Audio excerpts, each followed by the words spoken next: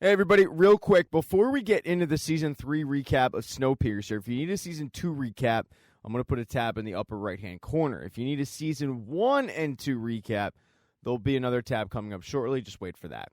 Season 3 picks up 6 months after the events of Season 2. Layton's train continues to go around the globe, evading Wilfred. And things aren't going so great with Wilfred's train. Since the explosion, it's freezing cold. There's no more classes, but if it did resemble a class, it would be a mix of the tail and third. Everybody's just kind of trying to survive, and everybody's miserable. All the while, Wilfred is in Big Alice, having Javi drive his train while he's trying to track down Layton. And Javi's on the mend, but he's also pretty miserable. There is one place of the train that Wilfred never goes to. That's the bowels of the train, because it's the coldest part of the train. They actually have workers there to de-ice it. One of those workers is Pike, and Pike is a part of the Resistance. The leader of the Resistance is Ruth. She's hidden away in the train, and just like how Layton is trying to evade Wilfred, Ruth is doing the same thing, but right under his nose. The Resistance uses a spy system to get information on what is going on in the engine room. It gets down to Pike, and then Pike relays it back to Ruth. And the latest information being is that they finally got a hit on where Snowpiercer might be. And this is big news because it's the first proof that they have that Snowpiercer is still alive in the last 32 days. Ruth has no idea exactly why they're evading the train, but she figures that Layton must have his reasons. Pike, on the other hand, is a little concerned that maybe just Layton took off, planning never to return. Oh, and they also have no idea that Melanie isn't alive. Even with these poor conditions, it's not like Wilfred doesn't have people on his side. Kevin, for example, is very loyal to Wilfred, doing his bidding. He's noticed that there's pilfering going on, and he's vowed to get to the bottom of it. Then you have people like Zara, who are more of in the Javi category. They work for Wilfred, but it's more of a necessity. Javi, because he's got a dog next to him that's going to tear his face off, and Zara works for him because, well, she's really, really pregnant. Zara's job is to give the updates on the train, and the updates lately are never good. Zara suggests that they just cut first class completely, but Wilfred is completely against that, vowing that he will restore first class to glory once he gets his engine back. For the time being, though, it's completely abandoned and very frozen. Kevin actually suggests that they just start killing people off to conserve everything, but Wilfred tells him we can't do that. We need to keep everybody alive so that Audrey stays alive. Audrey is still very much on Wilfred's mind. Once Zara leaves, Kevin and Wilfred go back to talking about how they're going to break down the Resistance. And the reason the Resistance has so much support backing it isn't only because conditions are miserable, but also because they're giving out things that people need, like antibiotics and bathing tokens, for example. And with conditions below freezing, a hot bath goes a long way. But all the stealing has gotten to the point where Kevin can't ignore it. He needs to find some resolution to it. So he goes to the night car. The night car is currently being run by LJ and Osweiler, the happy couple. Wilfred basically gave them the night car to run. So when Kevin comes calling for information, they feel like they kind of owe him. LJ and Osweiler have no idea who's running the Resistance or where to find this person, but there's somebody in the proximity who might know. It's a former jackboot who really likes alcohol, and he just so happens to work in water security. He doesn't want to give up any information, but eventually he says that the second-class watermaster was giving up hot baths in order to help the Resistance. When Kevin gets this information, he excitedly calls up Wilfred, tells him he has a lead, and then they go and get the watermaster. The poor guy's name is Arnaldo Reyes, and unfortunately for Arnaldo, he smells really clean. They catch Arnaldo, and they catch a former jackboot who was also supporting the Resistance. Both of them had no choice but to give up the location of Ruth, and once Pike finds out, he tells Ruth, we gotta pack up and go right now. So Ruth grabs as much stuff as she can carry, and they hop in the vehicle that's supposed to take the ice away. They narrowly avoid the jackboots and Wilfred. Ruth has been playing this cat and mouse game for months. There's really only one place left to go where they won't look, and that's first class. When they get there, everything is frozen.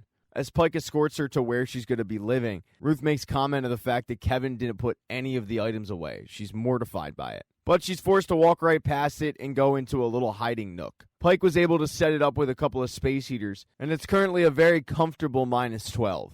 Ruth gets settled in her new digs, and Pike heads back because there's a public humiliation that's going to be going on with the jackboot who was caught, as well as the watermaster who gave her the hot bath. Pike doesn't want to participate in it, but it's a situation where if he doesn't, He's a little guilty, so unfortunately he has to. One person that is noticeably absent from this, though, is Wilfred. And that's because he's with the Headwoods, who are tending to Zara's baby, who looks like he or she is ready to come out. Now, over with Layton, he didn't just decide not to come back, so Pike's theory holds no weight.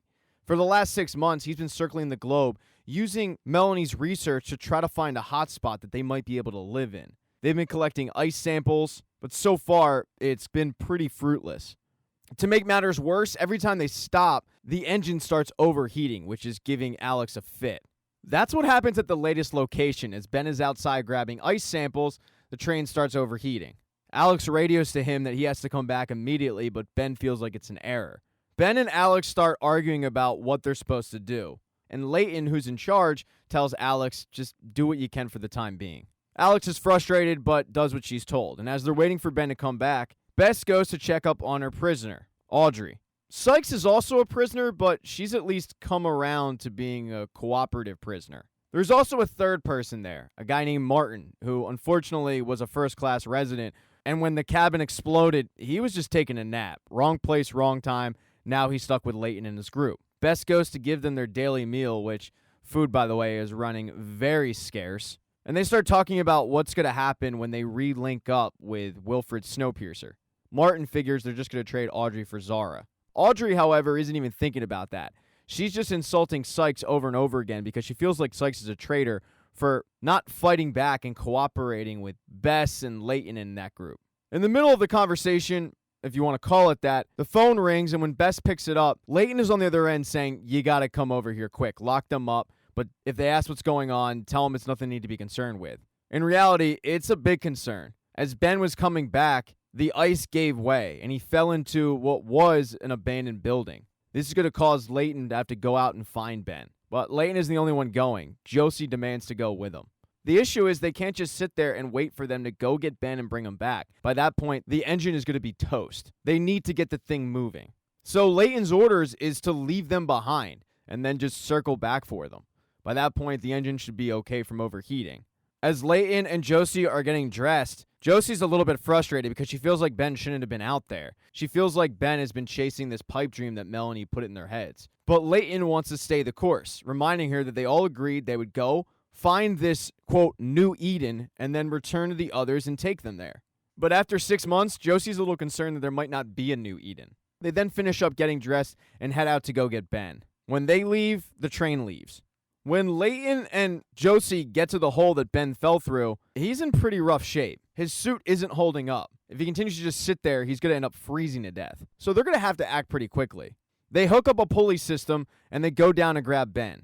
Layton hooks Ben up to the switch. They pull him up, but Layton tells Josie, take him back. He's struggling. I'll catch up with you guys. Josie doesn't want to do it, but she can't argue with the logic. But that's when Layton starts looking around the building that he's in, because it looks like it's been lived in. He pokes around a little bit more, and he all but confirms it. I mean, there's generators running. There's also, however, blood on the walls. When he goes into one of the rooms, he all but confirms it. Lights are on. There's pictures up, but that's when he's attacked by the person who lives there. Layton is able to get the best of this person, but this mystery person ended up damaging his suit. Layton's in pretty rough shape. Layton is able to hook the suit up just in the nick of time to save his own life. But Layton can't just let this mystery person sit there.